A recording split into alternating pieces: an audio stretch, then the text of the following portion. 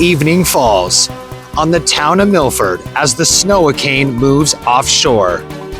A silence in the air, and all could be heard is tractors, plows, and snowblowers trying to dig themselves out of an apocalyptic storm.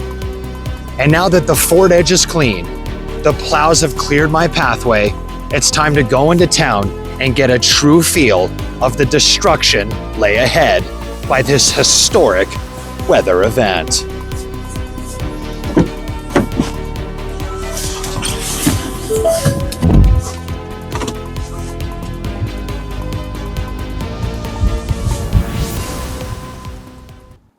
As soon as I pulled out of the driveway, the full extent of the storm is overwhelming. Street signs damaged, roads covered in a blanket of backbreaking snow, wind causing snow dust to obstruct visibility, the Windies looking like it had experienced a nuclear blast. With the town hall being deserted, a single ambulance and stationary police unit provided some sense of security.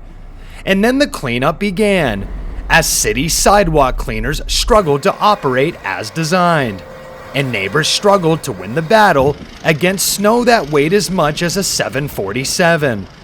I made my way to the high school and was shocked at what I saw. School buses frozen in time, in a block of ice, unable to be moved, and a high school completely sucked of its soul by the unforgiving monster known as the Snowicane. But as Old Glory flew, I was reminded, if there's a will, there's a way. After touring the town of Milford after the Snowicane, I finished right here at Milford High School, which on a Monday evening is normally loud with laughing children, determined faculty, and the excitement of an athletic event.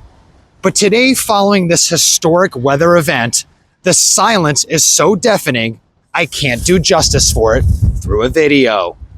But I know in my heart that the town and my community of Milford will rally around this terrible day, repair their dystopian-laden city after an Armageddon-like storm, and come back fighting. Come back better than ever, and look Mother Nature in the face and say, we can take on anything at any time. For over-exaggerated news reports, I'm Carrington Crawford, but you know me as Cody.